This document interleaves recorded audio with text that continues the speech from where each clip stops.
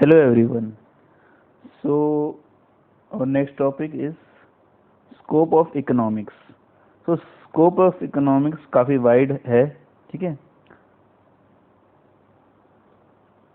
Scope of economics काफ़ी wide है। ये मोस्ट ऑफ द प्रॉब्लम्स जो कि प्रैक्टिकल हैं एंड फेस्ड बाय मैनेजर, जो मैनेजर या कोई फर्म फेस करता है, ठीक है। दो कैटेगरी होती हैं इसमें, इश्यूज़ की इनमें दो कैटेगरी होती हैं, ठीक है। Where economic theory can be directly applied, जहाँ पे हम इकोनॉमिक थियरी को डायरेक्टली अप्लाई कर सकें, उनकी दो कैटेगरी होती हैं। एक होती है माइक्रो इकोनॉमिक्स, जो कि इंटरनल इश्यूज़ पे अप्लाइड की जा सकती है। दूसरी मैक्रो इकोनॉमिक्स, जो कि इन्वायरमेंटल और एक्सटर्नल इश्यूज़ पे अप्लाई की जा सकती है, ठीक है। सो इंटरनल इशू क्या होते हैं बेसिकली माइक्रो इकोनॉमिक्स में? माइक्रो इकोनॉमिक्स में इंटरनल इश्यूज वो इश्यूज होते हैं जो इशू ऑर्गेनाइजेशन के विद इन होती हैं, जैसे कि चॉइस ऑफ बिजनेस, आप किस तरह का बिजनेस चूज कर रहे हो, ठीक है। देन उसका साइज, फिर आप प्रोडक्ट का डिसीजन किस हिसाब से लेते हो, okay. Then technology, pricing, sales, ठीक है, और इन्वेस्टमेंट, ठीक है। सो ये सारे जो इश्यूज हैं वो इंटरनल हैं। ये इंटरनल इश्यूज, ठीक है, हमारी स्कोप ऑफ बिजनेस को इफेक्ट कर सकते हैं, ठीक है। अगर आपने इनमें से किसी में भी एक में भी सही तरीके से अगर रिसर्च नहीं करी तो आपका बिजनेस में go to a failure, okay. Suppose for example आप प्रोडक्ट डिसीजन की बात ले लो, आपने मार्केट एनालिसिस एंड रिसर्च कुछ नहीं किया, ठीक है। आपने सोचा कि सपोज, चलो वापस से हम कोचिंग क्लासेस का एग्जांपल लेते हैं। सपोज आपने सोचा कि आप कोचिंग क्लासेस, नई कोचिंग क्लासेस खोलना चाहते हैं, ठीक है। तो लेकिन आप चले गए सीधा कोटा, जहाँ पे कि ऑलरेडी इस्टेब्लिश आईआईटी की कोचिंग क्लासेस हैं।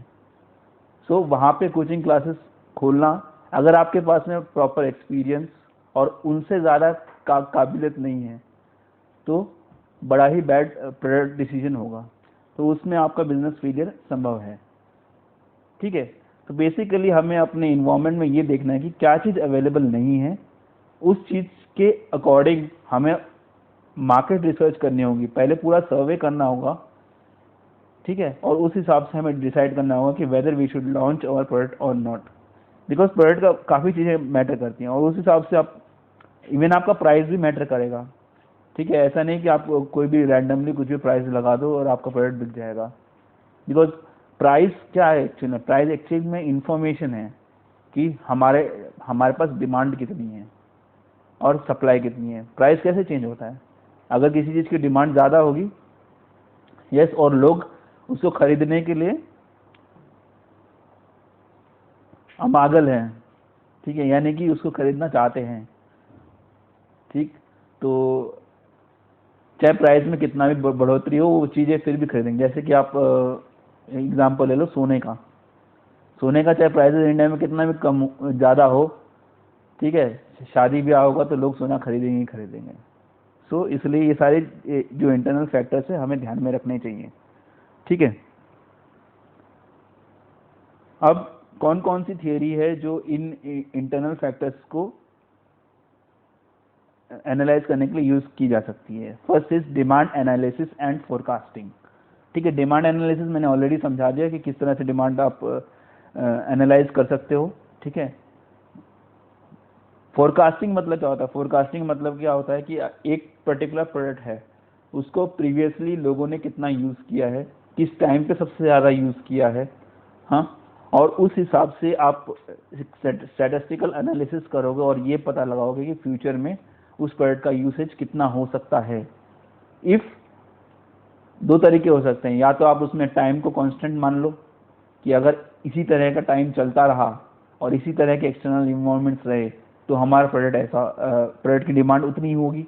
या फिर अगर हम इन चीज़ को माने कि टाइम अगर हमारा कांस्टेंट नहीं है, यानी कि आगे जाके ऐसी कंडीशंस आ गई तो वहाँ पे आपका प्रोडक्ट की वैल्यू कम हो सकती है। जैसे कि आप केस ले लो कोविड-19 का ही, अब किसी ने फोरकास्टिंग की होगी पहले और उन्होंने ये सोचा नहीं होगा कि ऐसी कंडीशंस भी आ सकती हैं, तो अब उनका फोरकास्टिंग एक फेलियर पे चला जाएगा।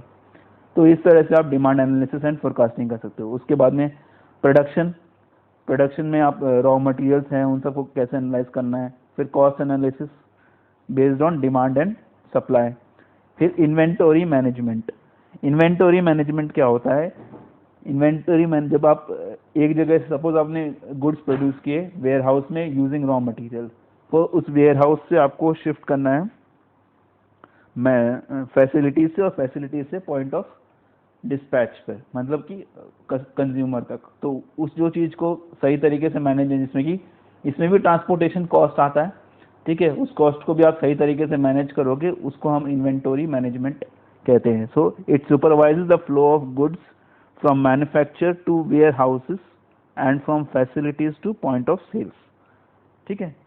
अगला होगा मार्केट स्ट्रक्चर। मार्केट स्ट्रक्चर आगे आने वाले लेक्चर्स में हम पढ़ेंगे, अलग अलग टाइप के होते हैं, जैसे कि मोनोपोली, कंपटीशन, ओलिगोपोली, ठीक है, उसके बारे में हम आगे देखेंगे, ठीक है।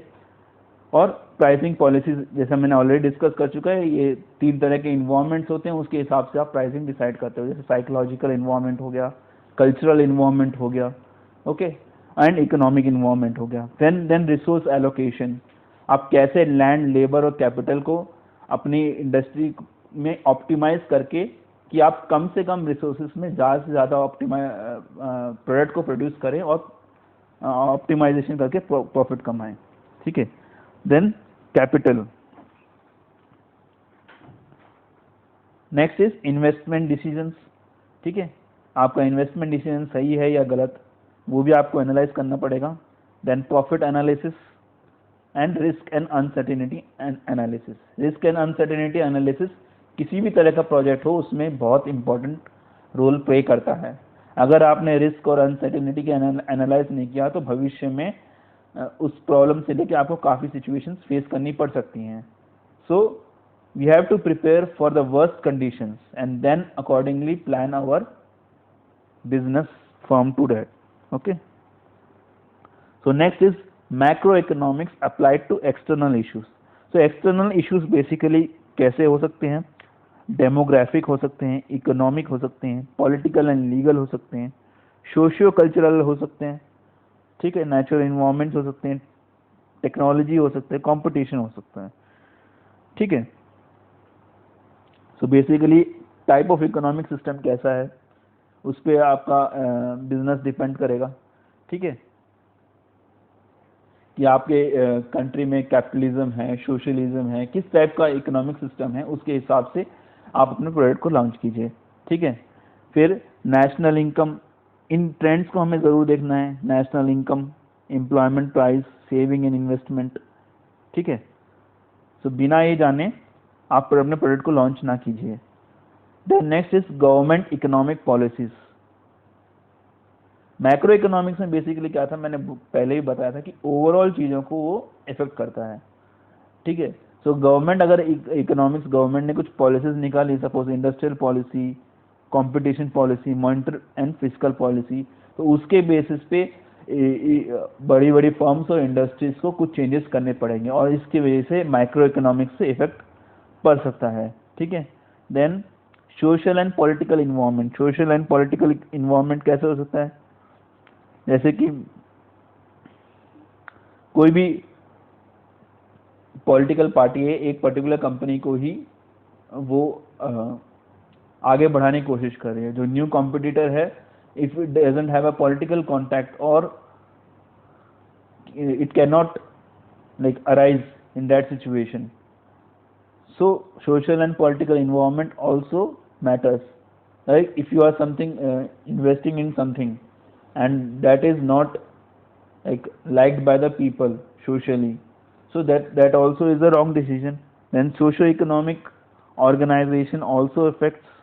Like socio-economic organizations can be trade unions, producers and consumer unions. Okay, so they will decide the overall macroeconomics. So these are type of economic system, stage of business cycle, working of financial sector and capital market. Capital market is dealing shares, ठीक है, and bonds and other long term agreements. Social and political environment, socio-economic organization. Thank you.